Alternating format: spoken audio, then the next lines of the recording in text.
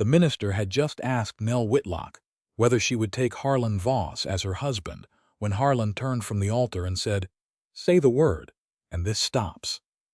The meeting house went still, enough for Nell to hear the stove iron tick behind her. Outside, a wagon rattled over Slateford's rutted street. Inside, every face waited to see whether the frightened 19-year-old girl would run from the mountain cowboy whose name made men lower their voices. Harlan did not touch her. He did not look toward Ruth for permission to speak in Nell's place. He stepped back instead, leaving open floor between them and the side door beyond it. "You can leave," he said. "No one here will stop you." Nell's hands were cold beneath her gloves. At the rear bench, Calvin Rusk sat with the cream-colored cure notice showing from his coat pocket. He had served it the day before. 30 days to bring Ruth's missed mortgage installment current or risk losing the boarding house Edwin Whitlock had left them. Calvin's mouth held no impatience. That troubled Nell more than anger would have. Just before the minister began the vows, one of Rusk Freight's hired men had slipped through the side door. Nell had noticed the red mark stitched to his saddle coat. She had not seen him return. Her mother stood 2 rows behind her in the brown dress she wore for funerals, weddings, and business she could not afford to lose. Ruth's chin remained lifted, but the boarding house ledger tucked beneath her arm showed where her courage had cost her. 3 guests had left since the assay cabin story reached town. 2 had not paid for their final night. The choice before Nell was not freedom on one side and captivity on the other. It was one trap against another. If she stopped the wedding, Calvin still held the mortgage pressure. Slateford would still believe she had spent the night alone with Harlan. No matter that she had locked herself inside the cabin and he had slept in the rain. Her father's missing map case would still be hunted. Ruth would still wake tomorrow beneath the same roof Calvin wanted. Harlan waited without moving. His scar cut pale along his jaw, making his stillness look harder than it was. "Finish it," Nell said. The minister blinked. "Miss Whitlock, are you certain? I know what I said." Harlan extended one hand, palm open. No grasp, no demand. Nell placed her gloved fingers into his. His hand was warm and broad beneath hers, strong enough to close around it. He did not. The minister completed the vows. Nell spoke each answer clearly. Harlan did the same. When the final word made her Nell Voss, his fingers opened at once. There was no kiss. Harlan did not bend toward her, and he did not allow the minister's uncertain pause to become pressure. "Mrs. Bell rose from the second bench before anyone could leave. "Were you forced into this?" she asked. Her voice carried the false concern of a woman who preferred scandal when it wore a moral bonnet. Harlan took another step away from Nell. The space he gave her was deliberate. Nell faced the room. "I was given poor choices," she said. "I made this one." A few people lowered their eyes. Calvin did not. He rose, buttoned his coat over the cure notice, and smiled as though the wedding had settled something in his favor. "A married woman's papers seldom stand apart from her husband's interest," he said. "That may matter when she begins making claims about land." Harlan's shoulders went rigid. He turned only enough to ask Nell, "Do you want me to answer him?" She heard what he was offering. Strength without seizure. No. Nell looked directly at Calvin. "My father's figures were true before I married. They are true now." Calvin's smile thinned. "Then perhaps you should find them." He walked out before the minister dismissed the room. The hired freight hand still had not returned. On the meeting house steps, Ruth held Nell with both arms but did not beg her to stay. "I will not call this rescue," she whispered. "Good," Nell said. "It is not." Harlan waited beside the wagon until Nell released her mother. "May I take your valise?" he asked. The question should not have mattered. It did. Yes. He placed it behind the seat, tied it down, and offered his hand only for the wagon step. Nell used it, then withdrew. Harlan climbed to the driver's side and left nearly 2 feet of empty bench between them. The road to High Basin climbed north through pine and broken granite. Slateford would disappear after the first turn. Nell gathered her skirt away from the wheel and kept her eyes on the street behind them. Calvin stood outside the livery now, speaking to one of his freight riders, not the man who had left the ceremony. "My room," Nell said as Harlan lifted the reins. "It has an inside bolt," he answered. Your room is across the hall. Yes. Is there a connecting door? No. Who keeps the key to my papers? You do. And if I decide to ride back? Harlan looked toward the open road, not at her. You ride. Ruth came down the steps carrying a wrapped parcel. She handed it to Nell without explanation. Inside lay bread, 2 apples, and Edwin's brass divider. Her father's name had been scratched into one arm of the tool. Nell closed her fingers around it. The object was not comfort. It was work left unfinished. Harlan flicked the reins lightly. The wagon rolled forward. At the edge of Slateford, Nell looked once more toward the meeting house. The side door remained open. A muddy boot print marked the threshold where Rusk's man had gone out. No matching print came back in. You said there was a wedding gift, Nell said. Harlan kept his attention on the climb ahead. There is. What kind? The kind that does not ask you to stay. Nell turned toward him then. Harlan's face revealed nothing beyond the strain of the steep road, and the care with which he kept the team from pulling too hard. Your gift has 4 feet, he said, and a road ahead of her. She did not mistake a promise for proof. But for the first time since Calvin's rider found her trail, she had something measurable again. Behind them, Slateford narrowed into smoke and rooftops. Ahead, the mountain opened into distance, and somewhere between the two waited the first promise Nell intended to test. 2 days before the wedding, the first promise Harlan Voss kept was one Nell had not asked him to make. On September 16th, the upper road above Slateford had narrowed to 2 muddy tracks between pine roots and granite, and a Rusk freight rider had followed her for miles without once calling her name. Nell heard his horse before she saw him. She kept Sparrow moving uphill, though the dun mare had begun favoring her left forefoot. Nell had chosen the upper trail, because she did not want his men counting where she went or what she carried. Now one of them rode behind her anyway. Rain silvered Sparrow's mane. Ahead, runoff had eaten half the trail away. Nell reined in too late. Sparrow shied from the broken edge, and loose earth slid beneath the mare's hind feet. Nell swung down to keep from pulling the animal sideways. Her boot struck mud. The slope gave beneath her. A hand caught her elbow and hauled her back against solid ground. Harlan Voss released her the instant both boots held. Your mare's shoe is loose, he said. He stood between Nell and the drop, hat dripping, scar pale against his rain-dark face. His bay waded farther up the trail. Nell glanced behind. The Rusk rider had stopped around the bend close enough to watch. Were you following me too? She asked. No. Harlan's answer held no insult. I was checking the upper fence. Convenient. For you, perhaps. He looked toward Sparrow, not at Nell's wet skirt or unsteady hands. You can ride behind me, walk behind me, or wait here while I find a safer way down. I will walk. Then I will lead the mare. No. Nell took Sparrow's reins. She knows me. Harlan nodded once and moved to the downhill side of the broken trail. He did not touch the bridle. He did not tell her fear made her foolish. Behind them, the Rusk rider turned his horse and disappeared into the rain. By dusk, the storm had swallowed the road below. A washed-out gully blocked the descent to Slateford, and Sparrow's loose shoe had twisted enough that riding her risked a fall. Harlan led them to an abandoned assay cabin above the creek. The single room smelled of old ash and wet timber. He tested the inner latch, set a hunting knife on the table with the handle toward Nell, and placed a folded blanket beside the narrow bunk. You stay inside, he said. Where will you be? Under the lean-to. Rain struck the roof hard enough to blur the creek. There is space in here. Space isn't the same as welcome. Nell studied him. Men in Slateford called Harlan Voss dangerous because he rarely raised his voice and never explained his temper. They spoke of the scar, his brother's death, and the ranch hands who obeyed him without argument. No one had told her what he did when a locked door stood between him and a woman alone. What if the latch breaks? She asked. Harlan picked up the knife, checked its edge, and returned it to the table.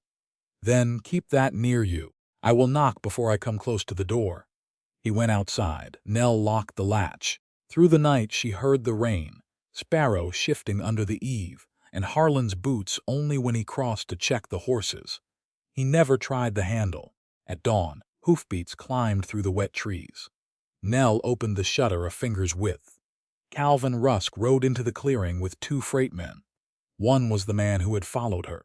Harlan stepped from beneath the lean-to, coat soaked through. "The road is gone below," he said. Calvin looked at the cabin, then at Sparrow under the eave. "And Miss Whitlock spent the night inside, behind a locked door. With your knife," the rider blurted. Calvin turned his head. "How would you know whose knife it was?" The man flushed. "Nell opened the cabin door but stayed on the threshold. Because he followed me yesterday." Calvin's expression did not change. "My men use every road. He used mine." Calvin glanced toward Slateford. Then he pointed at the second freight man. "Ride ahead. Tell them where Miss Whitlock was found. Tell them whose horse stood outside." Harlan took one step forward. Nell spoke before he could. "You are ordering a lie carried home." "No," Calvin said, "only a fact. Towns improve facts on their own." The rider left at a gallop. Harlan's hands remained open at his sides. He could have pulled Calvin from the saddle. Instead, he asked Nell, "Do you want to ride down with them or with me?" "With you." Calvin's mouth tightened. The choice belonged to her, and he disliked it. They reached Slateford by midday on September 17th. The scandal had arrived first. One guest was loading a trunk outside Ruth's boarding house. Another had left without breakfast. Mrs. Bell crossed the street rather than pass Nell on the walk. Ruth stood behind the front desk with the ledger open and 2 unpaid room charges marked in pencil. She kissed Nell's cheek, then inspected her face and hands for injury. "Nothing happened," Nell said. "I know." Ruth closed the ledger. "They do not require anything to happen." Calvin entered before Nell had removed her wet coat. He placed a cream-colored notice on the desk. The September mortgage installment was overdue. Ruth had 30 days to cure it. "You knew 2 guests had gone before you wrote that," Nell said. "I knew your mother's business was weakening, because you weakened it." Calvin ignored the accusation. "There may be room for delay. Edwin Whitlock kept a leather map case. Give it to me, and I will consider an extension." Ruth's hand flattened over the notice.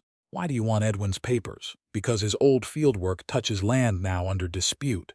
Calvin turned to Nell. "I have a timber hauling contract that must begin before winter closes the upper grade.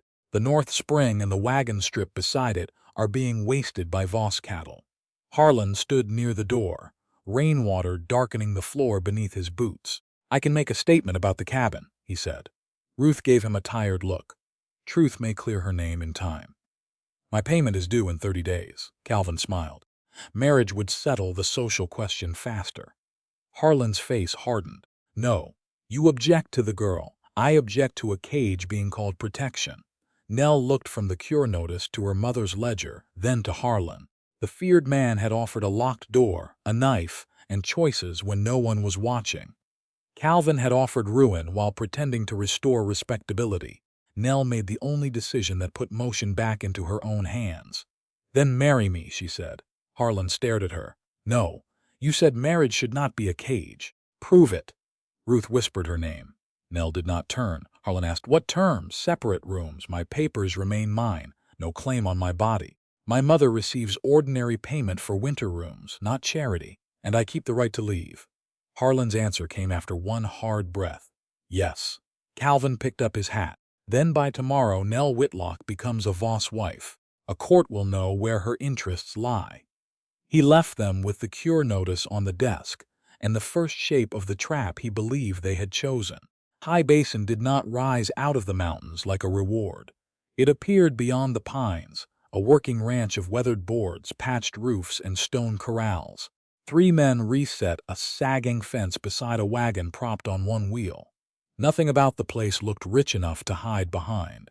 Harlan drew the team into the yard and set the brake. He climbed down first, then waited beside the step without reaching for her. Nell descended on her own. An iron-haired man came from the barn, wiping his hands on a rag. "Tom," Harlan said, "this is Nell Voss." The new name landed harder here than it had in the meeting house. "Mrs. Voss," Tom said. His eyes touched Harlan, then returned to her.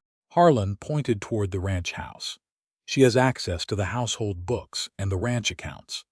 If she finds an error, it gets corrected. If she asks where a figure came from, you answer her." Tom's brows rose. "All of it?" "All of it." Nell studied Harlan. He had not told her this on the road. "You expect me to work?" she asked. "I expect you to decide whether you want to. That is not the same thing." No, he lifted her valise from the wagon. Show me the room first. Harlan carried the valise inside and stopped at the bedroom threshold. The room held a narrow bed, washstand, chest, straight-back chair, and one window overlooking the lower meadow. Nell crossed to the door and tested the bolt. It slid cleanly into place from inside. She checked the wall beside the bed, then the wall behind the washstand. Solid timber, no hidden panel, no connecting door. Across the hall another room stood open. A coat hung from a peg inside. Harlan's. Your room is there? Yes. Who has a key to this one? There is no outside lock. Nell opened and closed the bolt again. If the latch sticks, call Tom in daylight. Call me only if you choose. He set the valise just inside and stepped back into the hall. Your father's papers remain yours. No one enters this room without permission, including you, especially me. Nell watched him leave the threshold before she released the breath she had held since Slateford. The room was not welcome yet. It was a boundary that mattered more. Harlan waited downstairs until she returned. He did not ask whether she had cried, unpacked, or prayed. Your wedding gift is in the stable, he said. Nell followed him across the yard. The afternoon had cleared after 2 days of rain. Water ran in the ruts. Pine smoke drifted from the bunkhouse chimney. Inside the stable, a dun mare lifted her head from a manger. Sparrow gave one sharp whicker. Nell stopped. For months she had imagined the sound and refused to admit it. Sparrow came forward until the stall rope checked her. The blue-braided reins hung from the peg beside the door. Nell had made that braid at 16 until her fingers blistered. Calvin had kept the mare after Edwin's death, calling the feed account unpaid. How? Nell asked. Harlan laid 3 folded papers on an overturned grain box. I paid the balance this morning. Then she belongs to you. Read the first page. Nell opened it. The bill of sale named Sparrow by color, age, left hind marking, and notched right ear. The purchaser line bore Harlan Voss. Below it, in a second hand, ownership transferred to Nell Whitlock Voss. Tom's signature appeared as witness. The second page stated that Harlan relinquished any claim arising through purchase, marriage, feed, tack, or keeping. The third listed the amount paid. No blank line, no hidden condition. You had this written before the wedding? Nell asked. Before the ceremony. You did not know whether I would finish the vows. The papers were ready either way.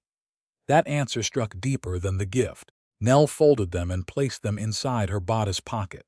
The proof lay against her heart now, crisp and undeniable. Harlan took the blue reins from the peg and offered them across his open palms. She reached. Their fingers met over the braid, warm skin, rough knuckles. A brief contact neither denied. Harlan loosened his hold first. The reins settled into Nell's hands. She answers to you, he said. No one here rides her without asking. Nell stepped into the stall. Sparrow pushed her nose against Nell's shoulder, breathing warm through the wool. Nell closed one hand in the mare's mane. Grief came without warning, sharp as a nail drawn through cloth. Edwin had taught her to set a bearing from horseback. He had laughed when Sparrow stole his hat. He had died while Calvin still called his work doubtful. Nell pressed her cheek briefly against the mare's neck, then straightened before sorrow could reduce the moment to loss. I want to ride. Harlan moved toward the stall door. The north track is slick. Which road reaches Slateford? He pointed through the stable opening. Down past the lower meadow. 7 miles. 2 or 3 hours if the trail holds. And Salida, east after the second fork. Longer. Will anyone stop me at the gate? Harlan's face did not alter. No. He saddled his own bay but left the bridle loose over the rail. Nell saddled Sparrow herself. Harlan checked neither cinch nor stirrup until she asked him to look at one buckle. Then he touched only the leather she named. They crossed the yard together. At the outer gate, Harlan dismounted and swung it open. Beyond lay the descending road, dark between pines. Nell gathered the blue reins. If I keep going, you keep Sparrow, you keep the papers, you choose the road. Would you follow? If I believed you were hurt, not to bring you back. Nell rode through the gate. She did not look behind for the first 100 yards. Sparrow's stride lengthened beneath her, familiar and alive. The road curved toward Slateford. Nothing blocked it. No rider came after her. Nell passed the lower meadow, then the place where the ranch disappeared behind timber. She could return to Ruth. She could go east towards Salida. She could leave Harlan with a legal wife who had tested his promise and found it usable. Instead, she reined Sparrow beneath a stand of yellowing aspens. Calvin wanted Edwin's map case badly enough to buy gossip, threaten a mortgage, and welcome a marriage he claimed weakened her voice. Harlan had given Nell a door, a mare, and a road, yet he had not explained why Calvin thought High Basin stood between him and the North Spring. Safety without truth was only a partial answer. Nell turned Sparrow uphill. When she rode back through the open gate, Harlan stood where she had left him, one hand resting on his bay's saddle. He did not smile. He did not ask why she returned. He closed the gate only after Sparrow had cleared it, then walked beside Nell toward the stable. A freight rider reached High Basin before sunset with a note from Ruth. Nell broke the seal herself. Her mother had moved Edwin's leather map case from the large bedroom trunk into his narrow field trunk before the wedding. During the ceremony, the Rusk freight hand, who had slipped from the meeting house, entered the boarding house through the kitchen door. He cut the large trunk's lining and found nothing. A neighbor saw him leave. Ruth's final line was underlined twice. Calvin knows the map case was moved, but he does not know where. Nell folded the note. The road behind her remained open. Ahead stood a man who had kept his first promise, and a villain hunting for papers her dead father had hidden. She had come back for the question between them. The question Nell had brought back through the open gate was waiting on Harlan's desk the next morning, disguised as a column of freight charges. On September 19th, she entered the front room after breakfast and found the ranch ledger, a packet of receipts, and the key to the narrow account drawer laid beside an empty chair. Harlan stood at the window, reading a note from the lower pasture. "You said I could see the books," Nell said. "You can. All of them, all that concern the ranch or this house. And if I find something you do not like?" Harlan folded the note. "Then I will dislike it after you show me the figure." Nell sat. The ledger was worn and honest about strain. High Basin owned cattle and land, but winter had begun collecting its price in feed, roof repairs, wages, and freight. No secret fortune waited beneath the columns. What the ranch had was work, debt, and a narrow margin for error. Nell began with Rusk freight. By noon she found the same salt shipment charged twice. One entry named the correct invoice and driver. The second used the same date and weight, but changed the destination from High Basin to the North Line camp. "There was no North Line camp in August," she said. Harlan came to the desk but stopped on the opposite side. "Tom moved 2 men there for 3 days. In June, Nell turned the receipt toward him. This charge is August 22nd. Same wagon, same driver, same salt. The destination was altered after the first entry." Harlan read both lines. "How certain are you?" "Certain enough to ask for the freight copy." He called Tom in from the yard. Tom arrived with dust on his sleeves and caution in his face. Nell asked for the August freight tickets. He fetched a tied packet from the office cabinet. Harlan did not answer for him. Nell compared numbers.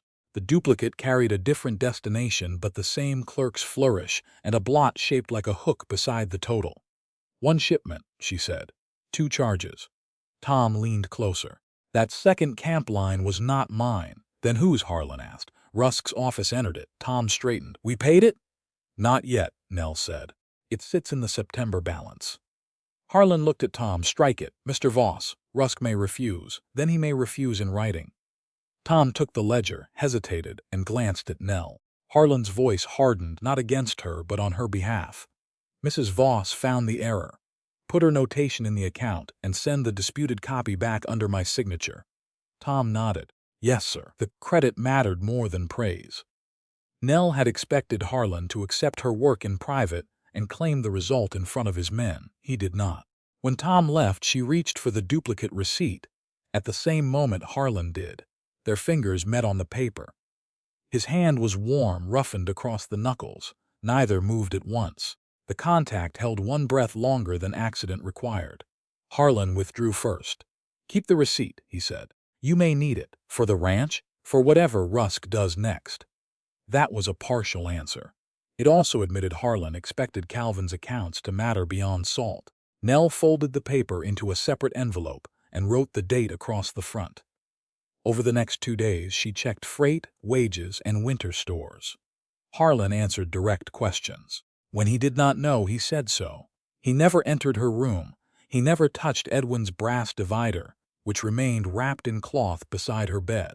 Yet whenever Nell asked about the North Spring, Owen or Calvin's interest in the map case, Harlan's replies narrowed. Owen worked with chain crews. For Calvin? Sometimes. On my father's surveys, once or twice. Which ones? I do not know all of them. The truth in those answers did not make them complete. On September 22nd, a freight wagon from Slateford climbed into the yard, carrying Edwin's narrow field trunk. Ruth's packet was tied beneath the lid. Nell opened it in the front room while Harlan remained by the stove. The first paper was a winter room contract. High Basin would reserve 4 beds at Ruth's boarding house for freight hands and drovers through Slateford. The rate matched her posted price. An advance receipt showed enough paid to bring the missed September mortgage installment current. Ruth had underlined one sentence. I accepted no charity. Nell read twice. Relief loosened one knot without touching the next. The mortgage remained valid. Calvin still held it. But he could not claim Ruth had been rescued by a son-in-law's gift. Harlan had purchased rooms his men would use at the ordinary rate. Did she set the price? Nell asked. She did. Did you bargain? Once. Who won? Your mother. Nell almost smiled. Good.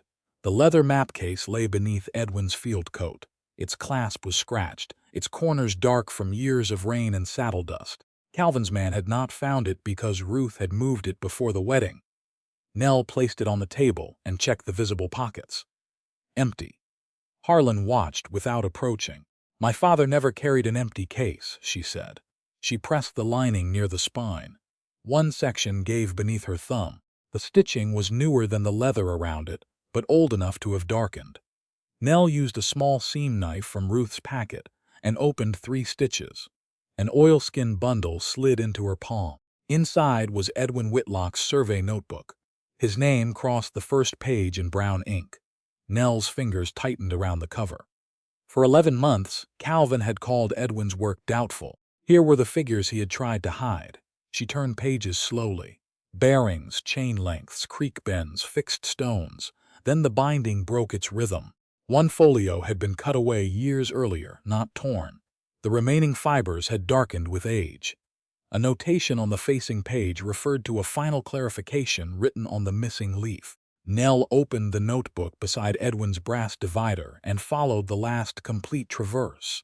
The original line ran from the fixed boulder above the creek toward the North Spring and the old Stockwater grade. A later note, written in a different hand, substituted an eastward surface witness stone. Edwin's correction stated that the newer stone stood approximately 37 feet east of the closing line and did not agree with the old flume grade. Beside the altered verification were 2 initials, O.V. Harlan had crossed half the room before Nell noticed. He stopped at the far edge of the table. His face had gone still in a way she now recognized as effort, not calm. Owen Voss, Nell said. Your brother? Yes. He verified the eastward stone. His initials say he did. Was he working for Calvin? He worked chain for Rusk freight crews and private surveys, including this one. Harlan's jaw shifted. It appears so. Nell placed one finger beside the cut edge. What was on the missing folio? I do not know every word. The answer was too exact. She lifted her eyes. That is not what I ask. Harlan looked at Edwin's handwriting, then at Owen's initials. No, then answer the question I did ask. He did not. Outside, a hammer struck twice against the barn roof. The sound carried through the room, ordinary and hard. Nell closed the notebook before Harlan could see more than she chose to show. Until you tell me why Owen's name is here, this stays with me. It should. And when I go to Buena Vista for the recorded plat, you will not speak for me. No, you may ride with me. Harlan accepted the distinction. When? Tomorrow. Nell gathered the notebook, divider, duplicate freight receipt, and Ruth's mortgage receipt. The ranch accounts had proved Calvin could bend a charge. Edwin's pages suggested someone had bent a boundary the same way. The missing folio was no longer the only question. Harlan's silence had become evidence of its own. Nell left High Basin before sunrise on September 23rd with Edwin's notebook wrapped in oilskin beneath her coat and the certified questions she intended to ask already ordered in her mind. Harlan rode beside her only where the trail widened enough for 2 horses. On the steeper turns, he dropped behind and let Sparrow choose her footing. He did not ask to carry the notebook. He did not ask what Nell planned to say in Buena Vista. The all-day ride took them through cold pine shade, open cuts of yellow grass, and one river crossing where autumn water struck Sparrow's knees. By late afternoon, the Chaffee County Courthouse and clerk's offices stood ahead beneath a pale sky. Buena Vista smelled of dust, coal smoke, and horse sweat. Nell went first to the clerk and recorder's office. A gray-haired clerk looked past her toward Harlan. "Mr. Voss will need to identify the parcel." "Voss is not requesting the records," Nell said. "I am." The clerk adjusted his spectacles. "The land is in his name. The surveyor was my father. The copied plat cites his work. I want the deed, the earliest recorded boundary description, and the later plat now being used against High Basin." The clerk glanced again at Harlan. Harlan remained beside the wall. "Give her what she asked for," he said, "and nothing she did not."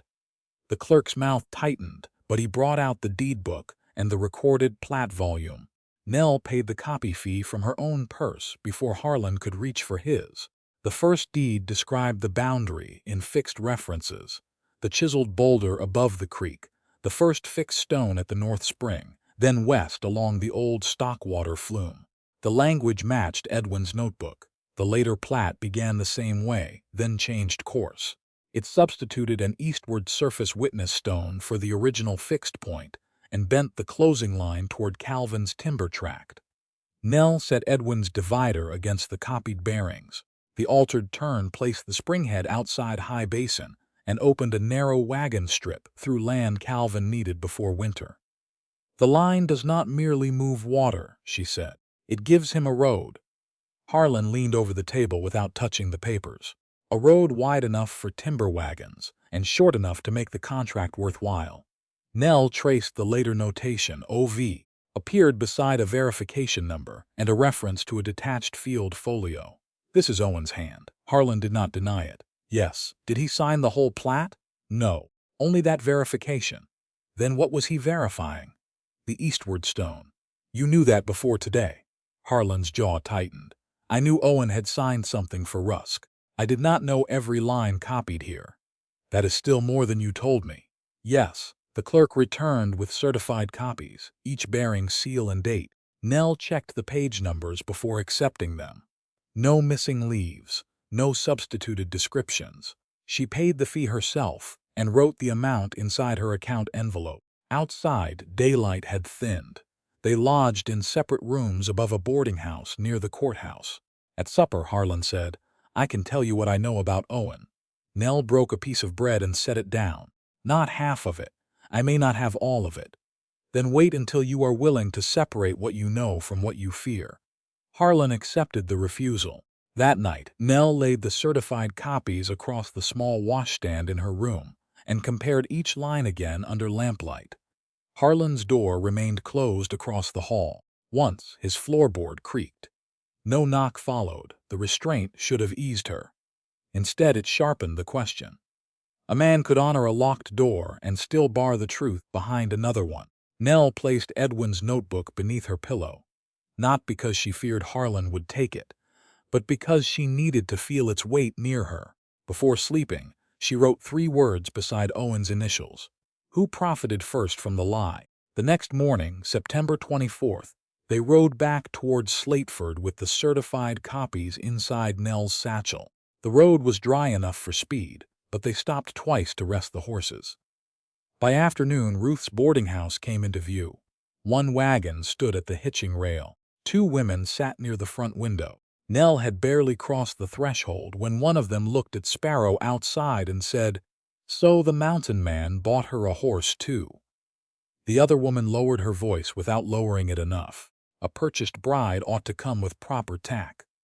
Harlan stopped behind Nell. His weight changed, the only warning that he meant to answer. Nell reached back and touched his sleeve. The wool was rough beneath her fingertips. Harlan stilled. Nell turned to the women. A paid thing does not hold its own reins. She lifted the blue braid where it crossed her glove. Sparrow belongs to me by witnessed bill of sale. The records in my satchel were purchased with my own money. If you have questions about either, ask me." Neither woman did. Ruth came from the kitchen and embraced Nell once, hard. "Did you find it?" The line was bent. Nell set the certified deed and later plat on the dining table. The original boundary runs west along the flume. The recopied plat turns east at a newer surface stone. That change moves the spring and creates Calvin's wagon strip.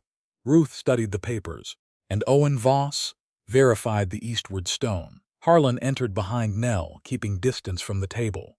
Ruth's face changed when she saw his. "You knew?" "Part of it. That answer has already cost enough," Nell said. A knock struck the front door. An unnamed Chaffee County deputy sheriff stood outside with sealed papers. He removed his hat. "Mrs. Nell Voss?" "Yes." "Service from the district court filed at Buena Vista." He handed the packet to her, not Harlan. The petition named Calvin Rusk as applicant. He sought temporary control of the North Springhead and temporary wagon access across the disputed eastern strip, pending full survey review. The hearing was set for October 5th at the Chaffee County Courthouse in Buena Vista before a district judge sitting there. Nell read each page before lifting her head. Calvin entered from the street, as though the timing had been arranged. Now the matter can be decided by someone less invested than a bride defending her husband's ranch. Ruth's hand closed around the edge of the table. Harlan said nothing. Nell turned one certified copy toward Calvin. "Your plat abandons the original fixed reference and substitutes a surface stone 37 feet east." Calvin glanced down, but did not touch it. "Your father is dead. His measurements are not. And your husband's brother signed the verification. Then Owen Voss's reason for signing matters." Calvin smiled. "A 19-year-old wife, newly installed at High Basin, repeating whatever keeps her husband's spring. That is what the court will see." Nell placed Edwin's notebook beside the certified plat. "The court will see a deed, a copied line, a changed reference, and the ground itself. Ground does not speak. It does when men stop moving the markers." Calvin's expression hardened. "You have no proof anyone moved anything." "Not yet." The deputy sheriff remained at the door, witness to every word. Nell gathered the papers. "On October 5th, you are asking for temporary relief, not ownership. Before then, I intend to know whether the physical line agrees with my father or with your plat." Calvin looked toward Harlan. "Will you let your wife climb the north slope chasing old stones?" Harlan's answer came only after he looked to Nell. "She decides where she goes." Calvin left without another word. The deputy sheriff signed his service notation and departed. Ruth touched the certified deed. "What will you do?" Nell slid the notebook into her satchel. "Measure the ground." She turned to Harlan. "You may help when I ask. You will not dig, lift, or move a single thing without an official surveyor present." "Agreed. And before we leave High Basin, you will tell me whether Owen worked that spring line under Calvin's credit." Harlan's silence lasted only a breath, but it was enough. Nell had found the road Calvin wanted. Now she knew Harlan's secrecy ran beside it. Harlan answered Nell's question before they reached the North Spring, but not before she made him walk beside it for nearly 2 miles. On September 26th, rain had cleared the lower valley and left cold clouds hanging over High Basin. Nell rode Sparrow with Edwin's notebook inside her satchel, the certified plat folded beneath it, and the brass divider wrapped in cloth. Harlan kept his bay half a length behind until the trail widened near the upper meadow. "Owen arranged freight credit through Calvin one bad winter," he said. "Cattle prices fell. Snow closed the lower road early. I had men with families waiting on wages." Nell did not slow. "And Calvin held the account over him." "Yes." "Did Owen sign the altered verification before or after?" "That? I do not know the exact day." "Do you know whether the threat came first?" Harlan's pause was brief. "I believe it did." That was more than he had said in Slateford. It was still less than she had asked. Nell reined Sparrow at the start of the North Spring path and dismounted. "Then hear my terms before we go farther. You help only when I ask. You do not lift, dig, pry, or move anything. If you think I am in danger, you tell me. You do not use danger to overrule me." Harlan tied both horses beneath the pines. "Agreed. And if the ground contradicts Owen, then it contradicts him." even if it damages High Basin. His jaw tightened. Even then. Nell opened Edwin's notebook. The first fixed point was the chiseled boulder above the creek. Moss covered half its face, but the cut remained where Edwin had drawn it. She set one arm of the divider against the mark and followed the bearing toward the spring. Harlan held the measuring cord only after she placed one end in his hand. The old stockwater grade ran west beneath grass and fallen needles. The recopied plat turned east. 37 feet from Edwin's closing line, the newer surface witness stone stood on a shallow rise. Nell knelt beside it without touching. Soil around the base had settled, but not like the larger rocks embedded in the slope. Its lower edge showed a pale band where earth had once covered less of it. "Handset," Harlan said. "Likely," Nell answered. "Looking is not proof." He accepted the correction. She measured from the boulder again, then from the creek bend. The false stone met the altered plat only because the final line had been drawn toward it. The old flume did not. Its grade continued west in the direction Edwin recorded. The bend was made to meet the stone, Nell said, not the stone to meet the line. Harlan stood downhill from her, blocking the steepest drop without crowding the notebook. Calvin needed a surface point people could find, a point he could replace or remove. Nell looked toward him. "Did Owen help set it?" "I do not know." "Did he tell you Calvin threatened payroll credit?" Harlan's gaze went to the false stone, not plainly. "He said Calvin had the ranch by the wages. I thought he meant debt." "You chose the kinder meaning." "Yes." Nell closed the divider. "And then Owen stopped working for him. He tried to correct what he had done." "How?" "He went to your father." "Yes." "From Owen?"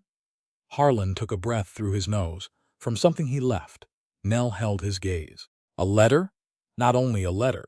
The answer sharpened every nerve in her body. She turned back to the notebook before anger made her careless. Edwin's final measurements led toward the second crossbeam of the abandoned flume. The wood had gone gray and rough with age. One upright leaned toward the creek. Beneath the beam, 3 feet north of the chisel mark, Nell found a shallow cut in the stone sill. Not the brass pin. Only a mark indicating where to look. She crouched, tracing the distance in the air instead of touching the ground. Harlan knelt on the other side of the beam. Their sleeves brushed. His hand came close to hers, then stopped. Nell felt warmth through wet wool and hated that her body noticed him while her mind counted withheld truths. Harlan moved first, shifting back enough to give her room. "There may be something under the sill," he said. "There should be." Nell looked at the packed earth and the old timber above it. "We do not lift it. A man could raise this edge with a pry bar, and Calvin could say we planted whatever appears beneath it." Harlan studied the brace, then the slope. "Your judgment." Nell wrote the condition of the site in her own hand. False surface stone intact. Shallow chisel mark beneath second crossbeam. No excavation, no disturbance by High Basin.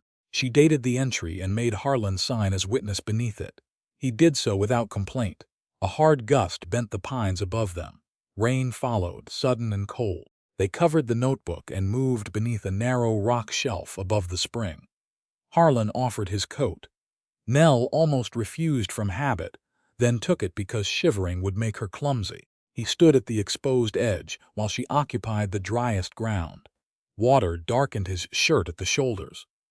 "You said Owen tried to correct what he did," she said. "Yes." "Did he speak to my father before Edwin wrote the missing folio?" Harlan's face tightened. "They made another record together. You have seen it." "I said they made one." "That is not an answer." Rain hissed over stone. Harlan did not turn away. "Owen told me enough to know there was more than the notebook." "And you never told my father after Owen died?" "No." "Why?" "Because I could not separate Owen's confession from the part that might save High Basin." Nell's fingers closed around the coat at her throat. "So you decided neither belonged to anyone else?" "Yes." The honesty landed harder than denial. For several breaths, neither moved. Harlan stood close enough that Nell could see rain caught in the dark lashes beneath his hat brim. His scar looked less severe at this distance, the skin smoother along one edge. She remembered his open hand at the meeting house, his boots outside the assay cabin, the way he had stayed behind her answer in Slateford. Those truths remained. So did this. Harlan's hand lifted toward the wet strand of hair against her cheek, then stopped before contact. Nell did not step away. The space between them narrowed by inches. His breath warmed the cold air near her mouth. She wanted the kiss. That frightened her less than wanting it from a man who had not yet given her the truth. Nell's hesitation was small. Harlan saw it. He lowered his hand and stepped back at once. "I will not take what you have not chosen," he said. The words made the distance safer and more painful. Nell looked down at Edwin's notebook. Along the cut binding, old fibers had darkened with age. Fine thread holes showed where the missing folio had once been stitched. Dust sat deep in the seam. The page had been removed years before Calvin's man searched Ruth's trunk, before the wedding, before the assay cabin, before Edwin died. Nell raised her head. "Have you ever seen the missing folio?" Harlan did not answer immediately. He did not need to. The pause was complete. "When we return to High Basin," Nell said, "you will show me the page or tell me where it is. If the truth destroys Owen's name, then Owen's name survives beside the truth, not instead of it." Harlan bowed his head once. "All right." He offered no defense and no promise of forgiveness earned in advance. He gathered the measuring cord only after Nell closed the notebook and handed it to him. On the walk back to the horses, he kept the distance he had kept on the climb. Restraint still mattered. It simply no longer answered enough. The rain eased. Below them, the false stone remained on the eastern rise, visible and wrong. Beneath the old flume waited a fixed point they had refused to disturb, and between Nell and Harlan stood a third piece of evidence. Not what he had said, but the truth he had chosen not to give her. The storm kept Harlan from keeping his promise that night, but not by his choice. By dusk on September 26th, runoff had cut the lower trail beneath the North Spring, and the creek crossing had risen brown and fast. Harlan led Nell to a line shack above the meadow, gave her the single bunk, and slept on the floor beside the door. The next day brought more rain. They spoke only of the horses, the washed trail, and whether the creek was falling. He did not offer another half-answer. Nell did not ask for one. The folio would be shown when they returned to High Basin, and she intended to make the truth arrive whole. On the morning of September 28th, the water dropped enough for passage. The descent remained slick. Sparrow picked her way between wet stones while Harlan rode behind, close enough to warn her where the bank had given way, and far enough not to crowd her. At a narrow switchback, Nell dismounted to lead the mare around a fallen limb. Mud slid beneath her right boot. Her foot went out. Harlan reached her before she struck the slope. One arm caught her waist. His other hand closed around her forearm. He took her weight against his body and held them both against the uphill bank. "I have you." Nell found solid ground. Sparrow stood beyond the branch, reins trailing from Nell's hand. Harlan loosened his grip the instant her balance returned. He was already letting her go. Nell did not step away. She turned toward him and pressed both hands against his rain-dark coat. The choice came from anger, fear, relief, and the memory of how he had stopped beneath the rock shelf. None of those feelings canceled the others. For one breath, Harlan remained still. Then his arms came around her with measured care, one across her back, the other resting high at her shoulder. No tightening, no claim. This was their first sustained embrace, and Nell was the one who made it continue. His heart struck hard beneath wet wool. "You should have told me before I had to prove you knew," she said. "Yes, do not agree as if that pays for it. It does not. When we reach the ranch, you show me everything. Everything I have." Nell drew back enough to see him. "If it disgraces Owen, then it disgraces him. If it harms High Basin," his mouth tightened, "then High Basin bears it. And if I decide I cannot trust you afterward." Harlan released her before answering. "Then you do not owe me trust." The answer hurt because it did not ask her to comfort him. Nell stepped away first. He cleared the fallen limb, never touching Sparrow's reins, and they continued down the mountain with the question riding between them. Was surrender enough after 3 years of concealment? At the swollen crossing, Harlan dismounted and tested the current with a pine branch. "We can wait another hour, take the higher ford, or cross now one horse at a time." "Which is safest for Sparrow?" "The higher ford. It adds 2 miles. Then we take it." He did not argue about daylight. Along the longer route, he rode on the creek side and let Nell choose every pace. Once Sparrow stumbled over a hidden root. Harlan's hand lifted, then stopped when Nell steadied the mare herself. The restraint did not erase what waited in his desk. It made the betrayal more exact. A careless man could be dismissed. Harlan had noticed nearly everything about her boundaries, and still decided for 3 full years that truth belonged to him. At High Basin, Harlan did not remove his wet coat. He led Nell straight to the rear study. She carried Edwin's notebook beneath her arm. The room smelled of cedar, ink, and old smoke. A locked writing desk stood below the window. Harlan took a small iron key from his pocket and opened the lower drawer. From beneath a bundle of letters, he removed one brown cloth packet tied with faded thread. Only one. He set it on the desk and moved back. "You open it," he said. Nell untied the thread. A single folded folio lay inside.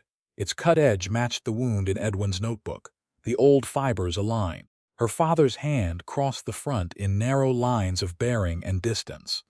The final traverse returned to the fixed point at the North Spring, and then west along the old Stockwater flume. Beneath the figures, Harlan Voss had written a verification of the eastward surface witness stone. The statement was false. Nell turned the folio over. Owen's confession filled the reverse. Calvin Rusk had threatened to close High Basin's payroll credit before winter unless Owen certified the newer stone. Owen had signed. Abel Dane had witnessed the original survey. The true brass survey pin remained fixed in old stone beneath the flume's second crossbeam. Later, ashamed and afraid Calvin's men would remove it, Owen had helped Edwin lower the sill and conceal the pin without moving it. Owen's final line read, "I told myself I saved the men's wages. I only taught Rusk what fear could purchase." Nell read the page again. Her father had known. Owen had known. Abel had known. Harlan had known for 3 years.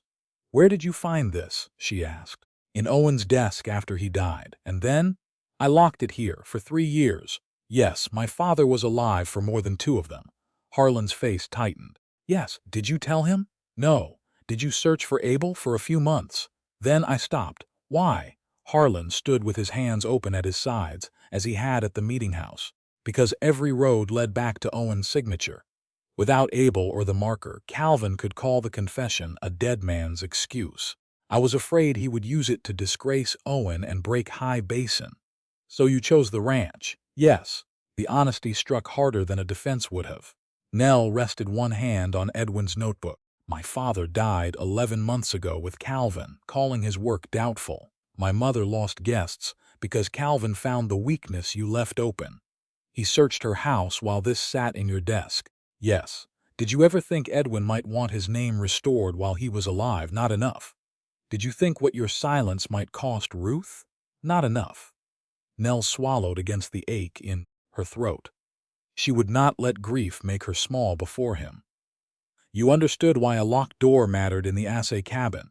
You understood why Sparrow, papers, and an open road mattered. But you decided the truth was yours to measure out." Harlan did not lower his gaze. "I did. You opened a gate for me, then barred the truth." "Yes." "Stop saying yes as if agreement is payment. It is not. Then what is? Whatever consequence you choose. That is still easier than repairing it." Nell folded the folio along its old crease and placed it inside Edwin's notebook. "I am taking both. They are yours." The folio was Owen's. "The truth on it concerns Edwin, Ruth, High Basin, and Rusk. I have no right to keep it." "You had no right before." "No." Nell looked toward the brass-bound strongbox beneath the side table. "What else is in there?" "Deeds, tax receipts, Owen's letters, freight records, anything I kept that may bear on Calvin." "Open it." Harlan's hand went to his coat pocket, then stopped. "The key is upstairs." Anger rose at once. He saw it. "I will bring it now. Do that." Nell took the notebook and folio to her room. She shut the door and slid the bolt. Metal struck wood with a hard, familiar sound. She sat on the bed with Edwin's figures open beside Owen's confession. Harlan's kindness remained true. So did his concealment. Nell would not sacrifice one truth to make the other easier. Dusk gathered at the window. No knock came. No plea pressed through the door. At last, one footstep sounded in the hall, followed by another retreating. Nell waited, then lifted the bolt. Harlan stood several paces away. On his open palm lay a single brass key. "Everything is yours," he said. Nell crossed the threshold and took it. The metal was cold against her skin. Harlan closed his fingers only after her hand had withdrawn. Beyond the study door waited the records he had surrendered, and perhaps proof Calvin feared most. The question was no longer whether Harlan would give her the truth. It was whether truth given late could still become the beginning of trust. The brass key remained cold in Nell's palm long after Harlan turned away from her door. At dawn on September 29th, she carried it to the study with Edwin's notebook, and the detached folio wrapped together beneath her arm. Harlan was already there, standing beside the window with his hat in both hands. He did not move toward the brass-bound strongbox. "Is there another key?" Nell asked. "No. Has anyone living seen everything inside?" "No." Nell knelt, fitted the key into the lock, and opened the lid herself. Deeds and tax receipts filled one side, ordered by year. She checked beneath them, behind them, and under the false bottom seam. No second packet, no hidden compartment. Harlan watched without protest. 3 items mattered. The first was a letter in Owen's hand, written 6 months before his death. "Harlan, if Edwin will still hear me, tell him Dane remembers the first setting. Abel Dane worked the old railroad grading east of Salida, near Miller's Turn. He will know the second siding." Nell read the sentence twice. "You had his name?" "Yes. And a place. A poor one. Still more than nothing." Harlan lowered his gaze. "Yes." Beneath the letter lay a thin Rusk freight account book. Nell found the winter Owen described. Calvin had advanced High Basin's payroll through his freight office, then delayed release twice. Each delay ended beside Owen's initials. The sums matched the wages Harlan's men would have needed before snow closed the upper grade. "This proves leverage," Nell said. "Not the false survey by itself, I know, but it explains why Owen thought fear could purchase him." Harlan's fingers tightened once around his hat brim. Yes, the third item was a dated statement in Harlan's hand. Nell read every line. On the day he found the detached folio 3 years earlier, he had placed it in his locked study drawer at High Basin. It remained in his sole custody until September 28, 1888, when he surrendered it to Nell Voss. It remained overnight inside her bolted room. It would first leave High Basin in her possession. He also wrote that he had concealed the page and stopped searching for Abel Dane before exhausting every lead. "You wrote fear," Nell said. "Protection was the name I gave it, and fear was the truth." "Yes." She placed the statement beside Owen's letter. "I will decide what goes before the court." "Yes, I will."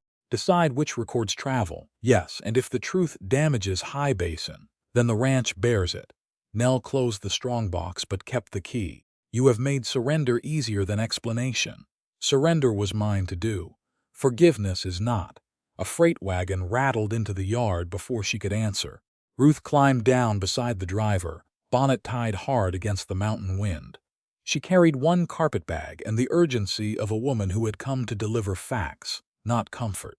"I am returning on the same wagon," she said. 2 men were asking after Abel Dane in Slateford. Nell brought her into the front room. "Whose men?" One wore Rusk freight red. The other offered coin at the livery. Ruth accepted coffee but did not drink. "Your father once called the place Miller's Turn. I remembered after I read Owen's name in your note." Tom entered from the yard and removed his hat. "Mrs. Voss, I asked 3 freight drivers coming through yesterday. One knew Dane." Harlan motioned him toward Nell. "Teller Graybeard, mule with one white ear, worked Rusk's chain crew near Salida. The first Miller cabin is abandoned, but there is another siding farther east." "How did Calvin learn anyone was looking?" Nell asked. Tom's mouth flattened. "I asked through freight men. One passed the question through Rusk's office before he understood why it mattered. Their search had rung Calvin's bell." "Did the driver say when Abel meant to leave?" "Soon. Maybe tomorrow." Harlan glanced toward the window. "We should ride now." Nell turned to him. "We will, after you hear my terms." Tom withdrew. Ruth remained because the consequences touched her house as surely as High Basin. Nell set the brass key on the table without releasing it. "No more hidden records. Not about Owen, Calvin, land, water, debt, or anything that changes a choice I am expected to make." "Agreed." "You do not decide what evidence I carry, what testimony I give, or which truth is too dangerous for me." "Agreed." Marriage does not give you my voice in a room where I am standing. Harlan met her gaze. Agreed. Do not answer because you want this quarrel finished. I am answering because every term should have been true before you spoke it. Nell pressed her thumb against the key's worn bow.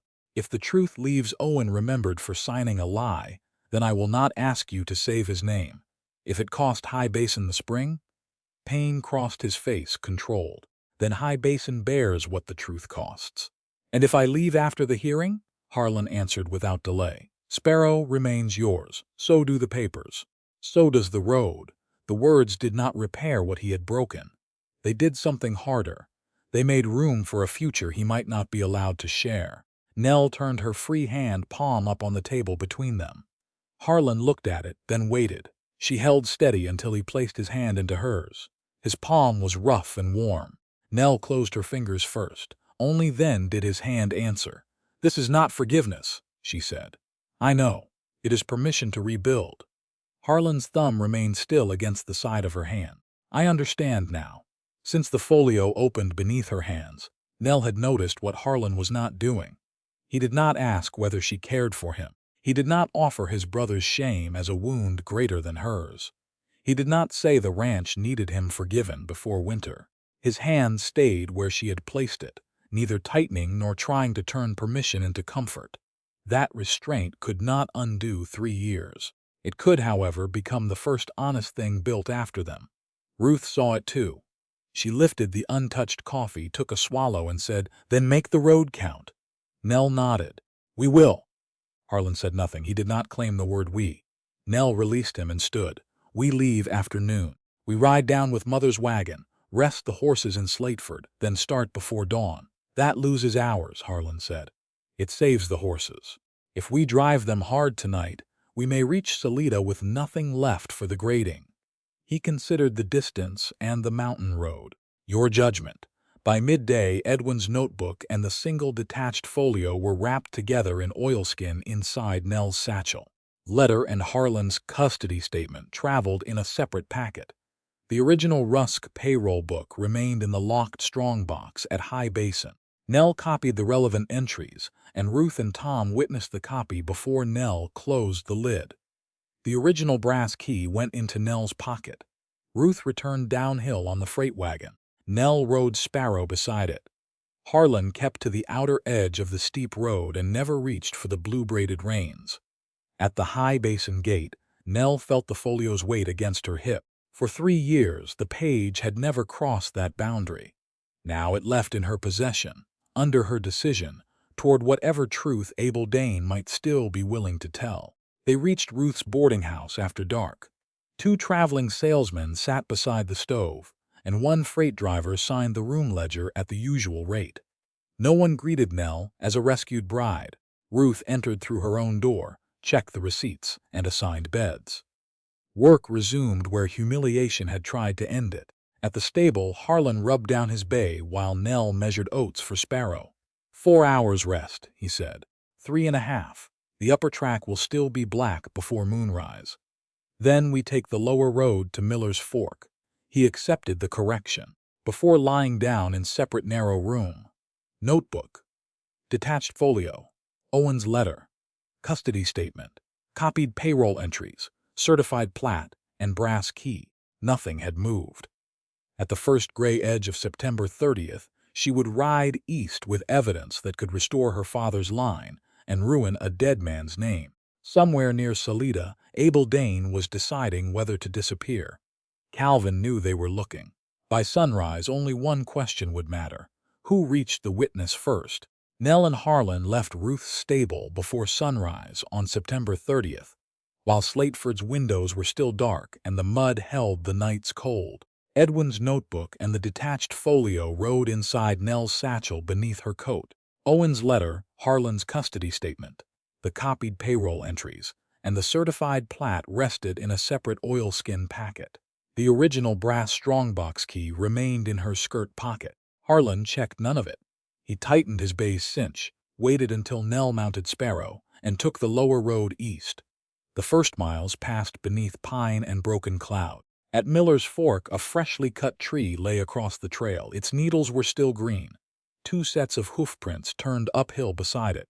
"Rusk's men?" Harlan asked. Nell dismounted and touched the pale wood where the axe had bitten. "Recent enough." Harlan studied the steep slope. "We can clear it, and lose an hour." Nell opened Edwin's notebook. Near the road notation, 3 short strokes crossed a hooked line. "Father marked an upper traverse here. Your choice." They led the horses above the fallen pine. Harlan kept to the downhill side where loose stones slipped toward the ravine. He never reached for Sparrow's reins. By noon, the trail narrowed through scrub oak and returned to the old railroad grading. Nell found the first Miller cabin near a collapsed trestle late in the afternoon. The door stood open. A broken crate lay beside the stove. Fresh heel marks crossed the dust. Someone had searched before them. Near the hearth, Nell found a shallow scrape where a pry bar had lifted one floorboard. Ashes had been kicked across the room. Nothing proved Abel had left that morning. Nothing proved he had ever lived there. Nell resisted the urge to search every wall. Edwin's shorthand offered more than the cabin did. Harlan crouched near the threshold. 2 men, one heavier. Calvin's riders. Nell examined the doorframe. A shallow R had been cut into the wood, but Edwin's notation did not end at the cabin. The 3 strokes beside the hook appeared again farther east. She traced them with one finger. "This is not Miller's turn." "Owen's letter names it. It says near Miller's turn." "Father's mark means the grading moved." She pointed toward the abandoned rails. 3 strokes for a new reference. "The hook means continue to the next bend." Harlan rose. "Second sighting." "Yes." The false answer cost them daylight but not the trail. They reached Salida at dusk. Railroad smoke hung above the freight yards. Couplings struck in the distance, and men called along the track. Nell and Harlan watered the horses, paid for oats, and took separate narrow rooms at a freight house near the eastern grading. Nell slept with the evidence beneath her folded coat and the strongbox key inside her pocket. Before dawn on October 1st, they rode east beside the old rail bed. The first siding had nearly vanished beneath weeds. The second still held a loading platform, and a weathered cabin beyond it. A gray-bearded man was fastening a bedroll behind a mule with one white ear. He saw them and reached toward a rifle leaning against the wall. Harlan stopped his bay well outside easy range and opened both hands. "We are not here to take you." The man kept one hand near the rifle. "Then you came a long way to disappoint yourselves." Nell dismounted. "Are you Abel Dane?" "Depends who is asking." "Nell Whitlock Voss, Edwin Whitlock's daughter." His eyes narrowed. "Edwin's girl had yellow ribbons. When I was 7, she stepped no closer. My father once wrote a chain distance wrong by 1 link near the alder stump above the north spring. You told him the chain was sound. He told you the stump had leaned since runoff. Abel's hand left the rifle. He changed the field note before supper, and wrote that you were right about the chain." "He did." Abel looked from Nell to Harlan. "Why is a Voss riding with Edwin's daughter?" "Because Owen Voss signed a lie," Nell said, "and Harlan hid the page that proves why." Harlan did not flinch. Abel spat into the dirt. "Then the dead have finally run out of places to hide." Nell took the detached folio from her satchel, but kept it in her own hands. Abel recognized Owen's writing before she showed him the reverse. He read the confession once, then sat on the platform edge. "Calvin held the payroll note," he said. "Owen thought he could bend one corner and straighten it later." "Did Calvin order the eastward surface stone?" Nell asked. "He did. Had men set it 37 feet off the true point. Owen verified the wrong stone." "And the original marker?" "Brass pin fixed into old stone beneath the second crossbeam of the flume, 3 feet north of Edwin's chisel cut. Never moved." "You witnessed the first setting?" "I held the chain." "Did you help conceal it?" Edwin and Owen lowered the sill after Rusk started asking questions. I watched. Harlan's voice remained controlled. "Why did you disappear?" Abel gave him a hard look. "Rusk men offered money first and trouble second. I told them I remembered nothing." "That was a lie," Nell said. "Yes, and you drink on Saturdays." Abel's face tightened. "Who told you?" "No one. My father marked your figures uneven every Sunday morning." She folded the folio. "If you testify, you tell the truth about that too. You want to weaken your own witness. I want Calvin unable to do it for me." Abel studied her, then nodded once. "I will testify." Abel described the old setting without touching Nell's notebook. He named the creek bend, the fixed boulder, the alder stump, and the second crossbeam in the same order Edwin had recorded them. Only after he finished did Nell open the notebook and compare each point. The details agreed. This was memory that could be tested, not merely a story useful to them. She asked him to sign a short statement in his own hand. Abel wrote slowly, admitted the lie he had told Rusk's men, and signed beneath it. In Salida, Nell went directly to the telegraph office. She sent an urgent message to the county surveyor in Buena Vista, naming the disputed spring, the October 5th hearing, the fixed pin, Abel's testimony, and the risk of disturbance. She requested an official inspection with a deputy sheriff present, and stated that no one from High Basin had touched the suspected marker. Harlan paid the telegraph fee but stood far enough away not to read over her shoulder. She chose every word. The reply came before the office closed. The county surveyor accepted an official inspection. Deputy Sheriff Marsh would accompany him to preserve the site and record any disturbance. No party was to alter the flume or marker. Their sealed findings could be used at the October 5th hearing. They would leave Buena Vista before midnight, change to fresh mounts at a relay point, and meet Nell's party in Slateford near dawn. Before leaving the telegraph office, Nell copied the reply into her notebook and made the operator sign beneath the transmission time. Abel signed as witness. Harlan added nothing. If Calvin later claimed the inspection had been arranged after his men reached the spring, the dated message would answer him. Nell folded the original reply beside the certified plat, then returned the detached folio to the inner oilskin wrapping under her hand. Outside, Harlan stood beside Sparrow. Nell crossed the distance between them and put her arms around him. He remained still until she settled against his coat. Then one hand rested between her shoulders. "I came back today," she said. "Let that be enough for today." "It is." A stable boy ran from the yard before Nell stepped away. "Mr. Voss, 2 Rusk riders left less than an hour ago, headed west." Harlan's hand dropped. What were they carrying? Pry bars and shovels. The road to High Basin was already darkening, and Calvin's men had the lead. Harlan turned toward the western track. Nell caught his sleeve. "No, if we follow alone and the site is disturbed, Calvin will say we planted whatever is found. They may destroy it before morning. Then we reach Slateford tonight, meet the surveyor and Marsh at first, light, and arrive with witnesses." Every line of Harlan resisted delay. Then he faced her. "Your judgment." Abel tied his bedroll behind the one-eared mule. Nell mounted Sparrow and took up the blue-braided reins. They left Salida before full dark, carrying one witness, one confession, and the knowledge that the truth might still be buried when they reached it, or gone. They reached Slateford after midnight, with the horses white at the nostrils, and Abel Dane bent over the saddle horn from fatigue. Ruth opened the stable herself, lantern raised, and asked only one question. "Did you find him?" Nell helped Abel down before answering. "Yes, and Calvin knows." Edwin's notebook, the detached folio, Owen's letter, Harlan's custody statement, the copied payroll entries, and the certified plat remained in Nell's satchel. She carried it into the boarding house herself and locked it beneath the bed in her narrow room. The original brass strongbox key stayed in her pocket. Harlan did not ask to see any of it. They gave the horses water, grain, and 3 hours of rest. No one slept enough to call it sleep. Near dawn on October 2nd, hoofbeats entered Slateford from the north. The county surveyor arrived on a rangy sorrel, with a plain table, chain, rods, and sealed field books lashed behind the saddle.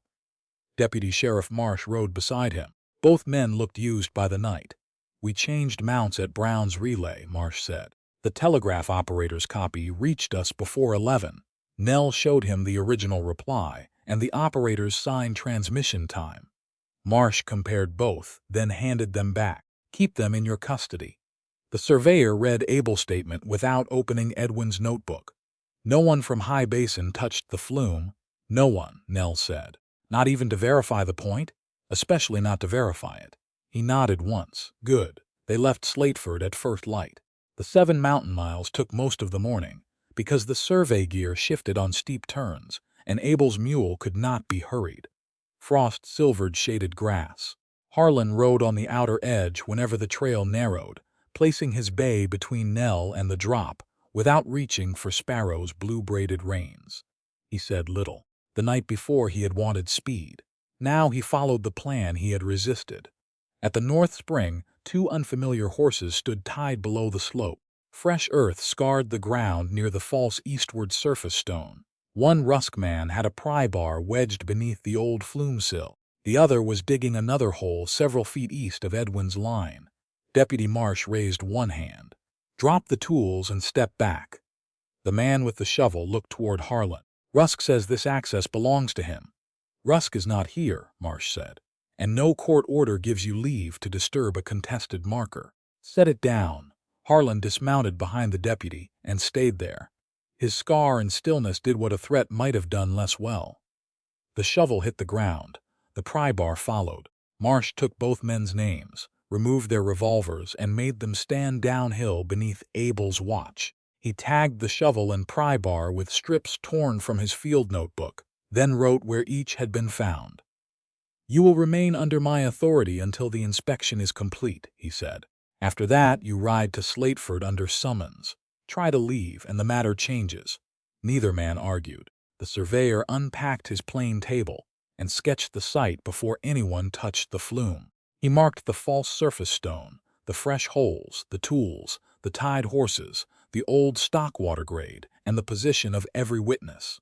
Only when the drawing was complete did he turn to Nell. "Show me Whitlock's sequence." Nell opened Edwin's notebook, fixed boulder above the creek, then the old bend, then 3 feet north of the chisel mark, beneath the second crossbeam. "And the later plat uses that surface stone 37 feet east." The final line was bent to meet it. The surveyor measured first from the boulder, then from the creek bend. Abel held the rod. Nell checked each distance against Edwin's figures. The holes dug by Calvin's men lay east of the original course. The nearest missed by more than 2 feet. "They knew the flume," Nell said, "not the measurement." The surveyor drove a narrow probe beside the second crossbeam. It struck stone. He shifted it north. Metal rang below packed earth. "There is a fixed cap under this sill." The timber had settled across the point. The surveyor examined the braces. "Can the weight be supported without shifting the ground beneath it?" Harlan crouched near the nearest upright. 2 sound rails from the lower rack. "Set one here and one against that stone. Lift no more than enough to free the dirt." Marsh and Abel fetched the rails. The surveyor placed them himself and marked every contact point. "No one moves until I say." Nell held Edwin's notebook open. Harlan set his left shoulder beneath the sill, keeping his boots outside the measured ground. On the surveyor's word, he took only enough weight to ease pressure from the earth. The surveyor began clearing the packed soil with a narrow spade. Wood groaned overhead. Nell saw the upper brace twist where rot had hollowed it. "Harlan, move!" He looked toward the surveyor. The brace split.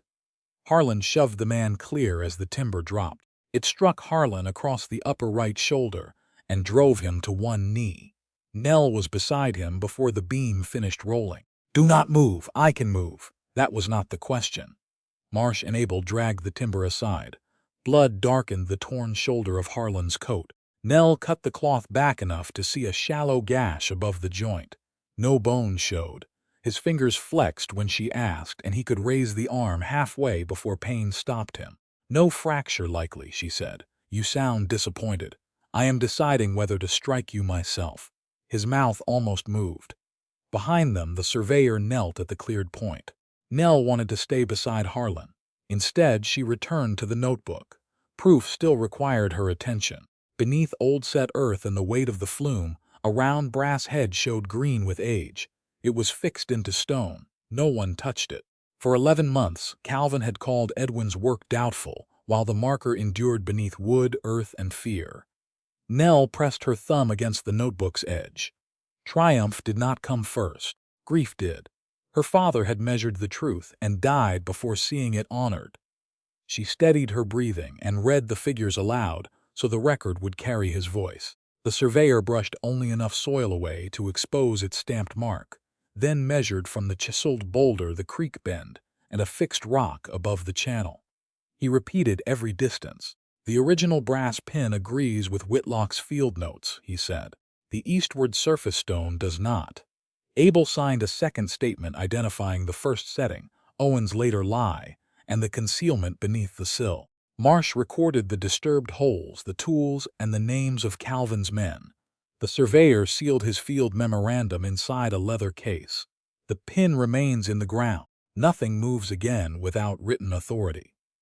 Tom arrived from the lower pasture before noon and agreed to guard the site under Marsh's written instruction. Marsh returned the men's unloaded revolvers only after securing their appearance under summons, then escorted them downhill toward Slateford. Harlan mounted last, using his left hand on the reins. At High Basin, Nell sat him beside the stove, cut away the torn cloth, and cleaned the wound with boiled water and clean linen. He did not complain, though his breathing changed whenever she tightened the bandage. "You should not have taken that brace," she said. "It was falling on the surveyor. I know why. Then you know I would do it again. Knowing does not make it easier to watch." Harlan lowered his gaze to her hands. "You kept the proof clean. Nell tied the linen. We did.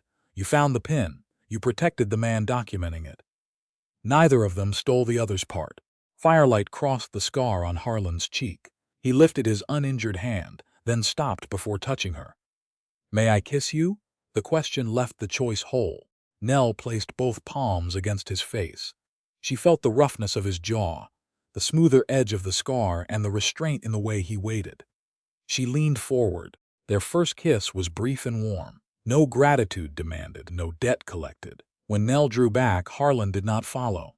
"That was my answer," she said. "I know." On the morning of October 3rd, a rider from Buena Vista delivered Calvin's amended affidavit. It alleged Harlan had manipulated the flume, assaulted Calvin's men, and injured himself through violence. It described Nell as a frightened wife whose papers and testimony served her husband's interests. Nell read the final page twice, then laid it beside Edwin's notebook. "He lost the line," Harlan said, "so now he will use the marriage." Nell closed one hand over the brass key in her pocket. "Then he will have to hear from the woman he keeps describing." Calvin's amended affidavit lay on top of Nell's evidence when the district judge entered the Chaffee County courtroom on October 5th. For 2 days she had ordered exhibits, checked seals, copied dates, and rested the horses. On October 4th, she, Harlan, and Abel had ridden the long road to Buena Vista and lodged overnight near the courthouse. Harlan's right shoulder remained stiff beneath his dark coat. He had answered only what Nell asked and had not touched Edwin's notebook, the detached folio, or Abel's signed statement. Now Calvin stood across the aisle with 2 freight men behind him and his petition for temporary control of the North Spring and wagon access spread before him, as if paper alone could make the altered line true. Nell set the evidence on the counsel table in the order she had chosen. The detached folio had remained under her lock through the night. Harlan's custody statement recorded every transfer before it entered the clerk's hands. Calvin could attack interest, fear, or marriage. He could not make the page appear from nowhere or place it twice in the same hour. The clerk called the matter. Exhibit A was the certified recopied plat. Exhibit B was Edwin Whitlock's oilskin notebook. Exhibit C was the single detached folio, front and reverse. Exhibit D was Harlan Voss's dated custody statement. Exhibit E was the county surveyor's sealed field memorandum from the October 2nd inspection. The district judge read the amended affidavit first. "Mr. Rusk alleges the site was manipulated by Mr. Voss, that his men were driven away by violence, and that Mrs. Voss's papers and testimony serve only her husband's interest." Calvin rose. "That is correct, Your Honor. The recorded plat places the springhead outside High Basin and supports access along the eastern strip. Mr. Voss has every reason to manufacture a marker. His wife has every reason to repeat his conclusions." The judge looked toward Nell. "Mrs. Voss, do you wish your husband to answer first?" "No, Your Honor. Mr. Rusk has described me. I would prefer to answer for myself." "Proceed." Nell stood without carrying a written speech. "I entered my marriage afraid," she said. A murmur moved along the benches, not because Mr. Voss threatened me, because a Rusk freight rider followed me onto the upper road, and because Mr. Rusk ordered the story of an overnight shelter carried to Slateford before I could return. By the next day, my mother had lost paying guests. Mr. Rusk then served a mortgage cure notice and offered delay if I surrendered my father's map case. Calvin pushed back his chair. A family accusation. Sit down, the judge said. Calvin obeyed. Nell placed one hand on Exhibit B. My father's original traverse runs from the fixed boulder above the creek to the first fixed stone at the North Spring, then west along the old Stockwater flume. The later plat follows those references until the final turn. Then it substitutes a newer surface witness stone, 37 feet east. That change moves the springhead outside High Basin on paper and creates the wagon strip Mr. Rusk needs for his timber contract. You are defending your husband's property, Calvin said. Nell faced him. I am reading a line. The judge raised one hand. Mrs. Voss, distinguish the markers. The eastward surface stone is later and shallow set. The original brass survey pin was never moved. It remains fixed in old stone beneath the flume's second crossbeam. How was that confirmed? My father's field notes gave the distances. Owen Voss's confession named the point. Abel Dane remembered the first setting. The county surveyor confirmed it under official inspection, while Deputy Sheriff Marsh preserved the site. The clerk unfolded Exhibit C. On the front, Owen's false verification supported the eastward stone. On the reverse, his confession described Calvin's payroll threat, Abel's presence, and the original pin beneath the flume. Calvin lifted his chin. A private page hidden for 3 years by an interested rancher. Then ask the rancher, Nell said. Harlan took the oath. The judge held Exhibit D. You concealed this folio, yes, for 3 years, yes. Did Mrs. Voss know you possessed it when she married you? No. Did you tell her when she found her father's notebook? No. Why? Harlan kept his injured arm close. Because the front bore my brother's signed lie. I feared the truth would disgrace Owen and damage High Basin before I found the witness or the marker. Did you have the right to decide that for your wife? No. No excuse followed. Nell felt the answer land differently here than it had in the study. Before the district judge, Harlan could not use regret as a private kindness offered only to her. He had placed his fault in the same record that might preserve his ranch. It did not purchase forgiveness. It gave the wrongdoing its proper cost. The judge studied him. What did you do after she discovered the concealment? I gave her the folio, the strongbox key, Owen's letter, the freight records, and my custody statement. She chose what came here. Did you direct her testimony? No. Would you have stopped her if the truth harmed High Basin? No. Calvin stood. Yet she sleeps under your roof and rides a horse you purchased. Nell answered before Harlan could move. Sparrow belongs to me, under a witnessed bill of sale, Mr. Voss surrendered any claim arising through purchase or marriage. My mother's mortgage installment was cured through an ordinary winter room contract at her posted rate. Those facts do not make me disinterested. They make Mr. Rusk's description incomplete. Abel Dane testified next. He admitted he drank too much on Saturdays and had lied when Rusk's men asked what he remembered. Then he named the fixed boulder, creek bend, original brass pin, and false eastward stone in the same order he had given before seeing Edwin's notebook. Why should the court trust you now? Calvin asked. Abel glanced at Nell. Because she made me put the lie in my statement before she asked for the truth. The county surveyor followed.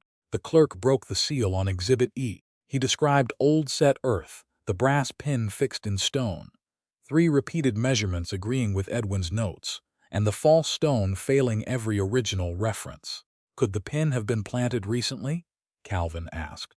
Not without breaking the stone around it, disturbing settled ground, and rebuilding the flume support above the point.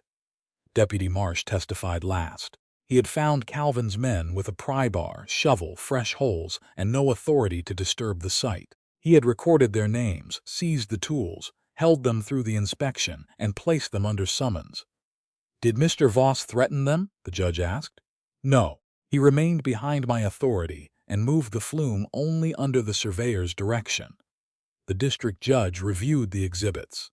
At last, he denied Calvin's request for temporary control of the springhead and temporary wagon access across High Basin. Calvin rose halfway. Your Honor, winter closes the grade within weeks. Your contract does not authorize this court to ignore disputed evidence, the judge said. The application for temporary relief is denied. The ruling did not decide criminal guilt or every final question of title. It found the recopied plat materially disputed, while the fixed references, field notes, witness testimony, and official inspection weighed against immediate relief. Costs were assessed against Calvin.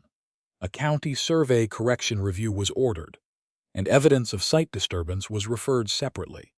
No one applauded. Calvin gathered his gloves with a face gone pale around the mouth. The clerk prepared a receipt for the retained exhibits. Mrs. Voss, as the principal submitting witness, inspect this before you sign. Nell, read every line. Exhibit C has writing on both sides. The receipt names only the front. The clerk corrected it. Nell signed, not Harlan. The clerk sanded the ink, folded the receipt, and placed the retained exhibits beneath the court seal before them. Outside, October wind carried coal smoke from the courthouse chimneys. Harlan stopped at the top of the steps. "What do you want now?" he asked. The question held no claim. Nell offered her hand. He looked at it before taking it, leaving her time to withdraw. Together they crossed toward the livery. Behind the stable wall, away from courthouse windows, Nell stopped. Harlan released her hand at once. "Did I mistake you?" he asked. "No." She placed one hand on his uninjured shoulder, rose on her toes, and kissed him. This kiss was deeper than the first beside the stove. Warm, deliberate, chosen. Harlan's good arm settled at her waist only after she leaned into him. When Nell drew back, he did not follow. "Ask me again at home," she said. His thumb moved once against her coat, then stilled. All right. They remained in Buena Vista that night because the horses had earned rest and the road to High Basin was too long for pride. Before supper, Harlan visited a local attorney and requested preliminary advice on recording Nell's separate property, directing her earnings to her, recognizing a separate residence, and giving her a departure he would not contest. He did not ask the attorney how to keep his wife. He asked how to make every answer hers. The attorney's preliminary memorandum remained folded inside Harlan's coat when he and Nell left Buena Vista on the morning of October 6th. The road to High Basin demanded a full day, and Harlan's injured shoulder had stiffened overnight. He mounted from the left, keeping his right arm close. Nell noticed but offered no help he had not asked for. "How badly?" she said. "Enough to remind me. That is not a measure. Enough that I will not pretend the arm is sound. Better." They rode south beneath a cold, clear sky. The district judge had denied Calvin's temporary claim, but the ruling had not answered the question Nell had carried from the courthouse steps. She had told Harlan to ask again at home. He did not ask on the road. He did not treat the ruling, their deeper kiss, or her presence beside him as an answer already owed. By late afternoon, High Basin appeared below the last ridge. Tom met them at the stable and reported that the North Spring remained guarded and undisturbed. Nell checked Sparrow's legs, counted the evidence receipt among the papers locked in her room, and ate supper across from Harlan. When he rose, pain caught his right shoulder. His hand pressed briefly to the table. "Separate rooms tonight," Nell said. "Because you are tired? Because we both are, and weariness should not decide anything for us." Harlan straightened. "Good night, Nell. Good night." On October 7th, Nell entered the front room and found a row of papers laid across the table. Harlan stood near the stove in a clean shirt fastened awkwardly at the right shoulder. He had left a clear path between her and the door. "What are these?" she asked. "Every road I could make plain." The first paper was Sparrow's witnessed bill of sale. The second was Harlan's written relinquishment of any claim arising through purchase or marriage. The third was the Buena Vista attorney's preliminary memorandum. It promised nothing beyond what advice and properly executed instruments could accomplish. It described the steps needed to record Nell's separate property, direct earnings into her own account, and recognize a separate residence if she chose one. A fourth paper instructed High Basin's agents and freight accounts to pay Nell directly for any bookkeeping, copied plats, or survey work performed under her name. The last stated that Harlan would not contest her departure or use the marriage to retain Sparrow, her papers, or her earnings. Nell read each page twice. "The attorney says some of this still must be drawn properly and recorded. Then it will be. Even if the fees are not small, then the money is well spent. Even after the spring ruling protects the ranch, Harlan's gaze remained steady. The ranch is not payment for your life. He had signed each direction before 2 ranch witnesses that morning, but had left Nell's signature lines blank. Nothing on the table presumed consent. The attorney's memorandum named Buena Vista as the place where instruments could be acknowledged and recorded. Harlan had not scheduled the trip. He had not spent her answer in advance. Every unfinished line waited for her hand or remained unfinished. He had placed the exit before the plea. That mattered. Nell set the memorandum down. Then here the terms of staying. Harlan did not soften with relief. I am listening. No hidden records. Not about Owen, Calvin, land, water, debt, or anything that changes a choice I am expected to make. Agreed. Land and water decisions are discussed before action. We may disagree. Neither of us calls secrecy protection. Agreed. I want my drafting desk in the front room beside the bookcase. Not in my bedroom where work can be treated as private amusement. Harlan glanced toward the open wall. There is room. My bookkeeping, copied plats, and other paid work will be entered under my own name. Yes. My room remains mine. His breathing altered, but he did not move toward her. It does, even if I invite you into it once. Even if I invite you more than once. Yes. Refusal does not become insult because we are married. No. Nell touched the original brass strongbox key through her skirt pocket. This key remains with me. It is yours. Later I may commission a duplicate in Salida and give it to you. That will be my choice. Understood. And even then you ask before opening the box. I will. She studied him. You agree too easily. Would you prefer a quarrel? I would prefer to know where you disagree. Harlan considered the table. If a bull breaks the north fence while men are in the pasture, I will act before consulting you. Nell almost smiled. That is not what I meant. Then I agree with what you meant. But I will argue when I believe you are wrong. Good. And I expect you to do the same. You have evidence that I will.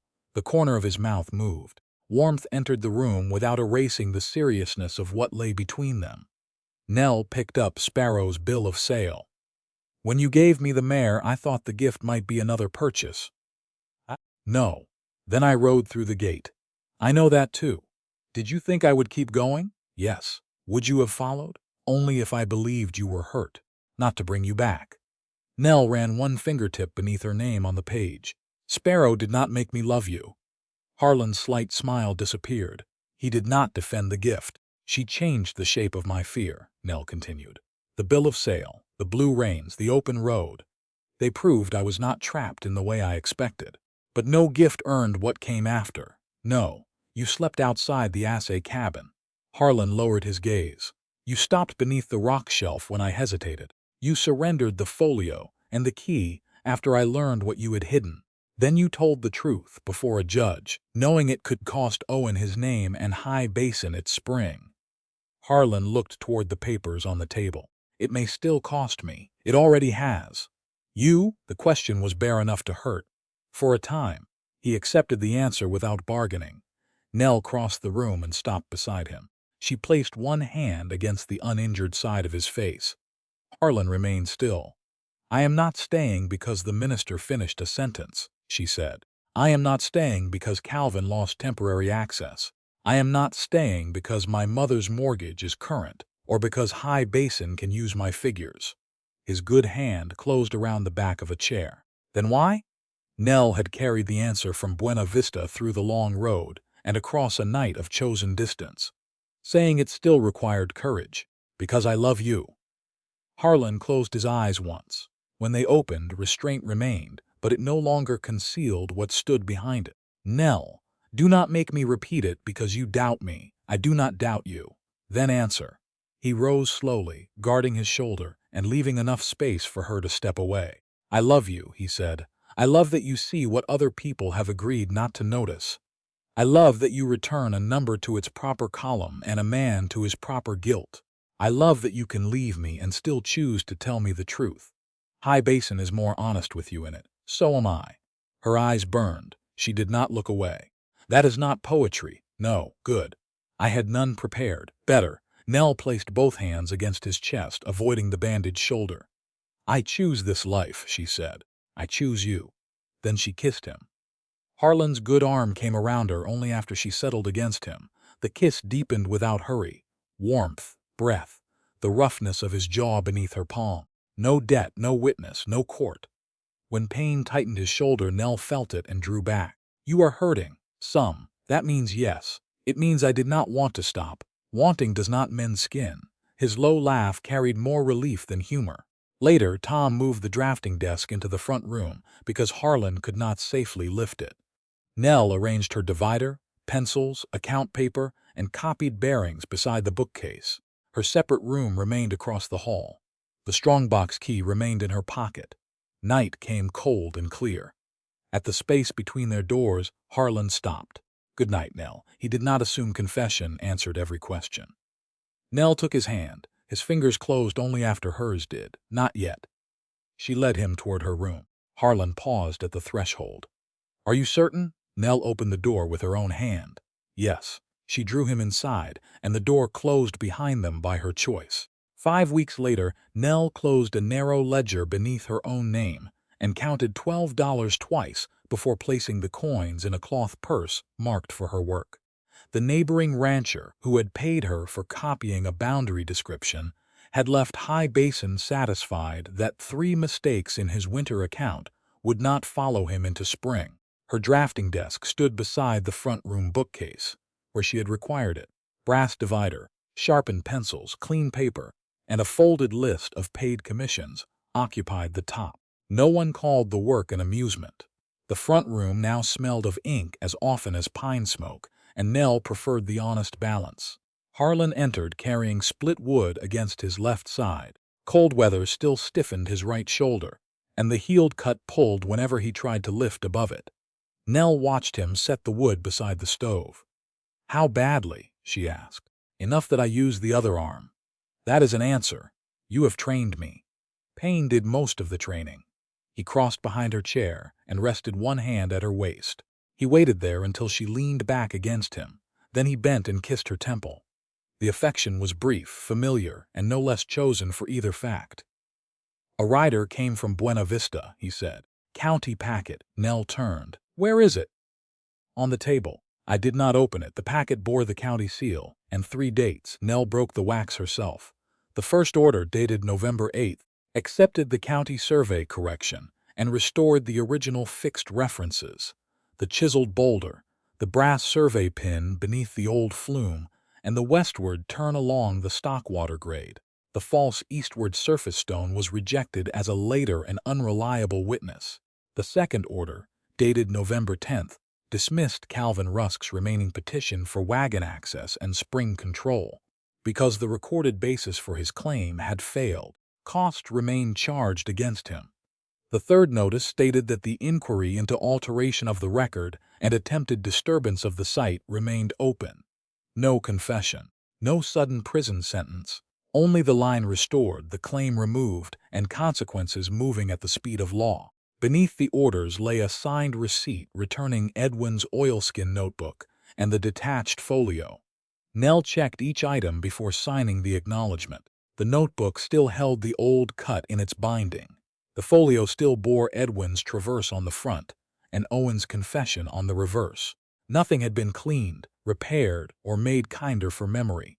Truth did not need to become pretty before it could be kept. Nell carried both documents to the brass-bound strongbox. Harlan remained by the stove. "Do you want me there?" he asked. "Yes." She unlocked the box with the original brass key, placed Edwin's notebook beside Owen's letters, and settled the folio inside its brown cloth packet. "Will you lock it?" Harlan came forward and used the duplicate key Nell had commissioned during their later trip to Salida. She had placed it in his palm outside the locksmith's shop, and told him that access given once was not access assumed forever. He turned the key, then offered it back. Nell shook her head. "Keep yours. You are certain?" "I was certain when I gave it to you." He slipped the duplicate into his vest pocket. Nell kept the original in hers. Ruth's letter waited beneath the county papers. 4 High Basin freight men had taken winter rooms at the boarding house under the ordinary contract. The mortgage remained valid but current. 2 families who had withdrawn their daughters after the assay cabin scandal had returned as paying guests. Neither had apologized. Ruth had accepted their money, assigned their rooms, and refused to thank them for recovering their courage late. At the bottom of the page she had listed the price of new roof shingles and the freight charge from Salida. Harlan read the total over Nell's shoulder. She means for us to notice that number. She means for us to discuss it before either of us orders lumber. A harsh household. You survive it. They compared the better shingles against a cheaper stack that would waste more boards in cutting. Harlan argued for the lower freight cost. Nell showed him the replacement expense after 2 winters. They disagreed for 20 minutes and chose the better shingles on the next feed wagon. No one mistook argument for disloyalty. Before they saddled, Nell entered her bookkeeping fee in the ranch ledger. Harlan read the amount and signed beneath it. He did not call the payment unnecessary because they shared a roof, and she did not reduce it to spare his pride. The ranch had benefited from her labor. The account said so. Near midday, they saddled Sparrow and Harlan's Bay for the North Spring boundary. Thin ice edged the stock channel, and the first lasting snow whitened the highest slopes without closing the trail. Sparrow wore the blue-braided reins. One section near the buckle had been repaired with darker leather, after Harlan noticed the braid wearing through. He had asked before touching it. Nell had rejected his first splice because it pulled unevenly. He had redone it at the kitchen table without complaint. They reached the boundary gate after 2 hours. New cedar survey stakes stood along the corrected line. The false eastward stone remained where the surveyor had marked it, now stripped of authority. Beneath the old flume, the original brass pin stayed fixed in stone. No fresh holes scarred the earth. Water moved under a skin of ice toward High Basin Meadow. Harlan dismounted and opened the gate. Beyond it, one road descended toward Slateford while the farther eastern route led toward Salida. He stood beside the post rather than in the road. Nell remained mounted on Sparrow with the blue braid resting across one gloved palm. "Do you regret turning back that first day?" he asked. The question held no accusation. Only an old fear brought into daylight. Nell considered the open road. "I regret that I needed to test your promise." "You did need to." "Yes." Wind moved over the dry grass. Harlan's shoulder rose less freely beneath his coat, but the wound had closed. What remained was stiffness and memory. "I do not regret using it," Nell said. "A promise means little if it fails the first time you use it." Harlan looked down the road. "I thought you would keep riding. Would you have stopped me?" "No. That is why I came back." His gaze returned to her. Nell rested one hand over the blue reins. "Not because the gate closed, because it stayed open." Harlan stepped closer to Sparrow's shoulder. His hand lifted toward the braid, then stopped before contact. Nell turned her palm upward beneath his. He laid his hand over hers without taking the reins from her grip. Warmth passed through both gloves. "I love you," he said. "No judge, no danger. No need to prove the words through blood or sacrifice." "I love you too." Nell bent toward him. Harlan met her halfway and kissed her, with the ease of a man no longer afraid that affection must be earned anew each morning. When they parted, his forehead rested briefly against hers. Then he stepped back and mounted his bay. They rode through the open gate together. At the first bend, High Basin came into view below them. Smoke rising from the chimney, cattle dark against the pale meadow, and the front room window catching afternoon light where Nell's drafting desk stood. Harlan reached across the space between the horses. Nell gave him her free hand. The gate remained open behind them, and Nell rode home, because home had finally become a direction she chose.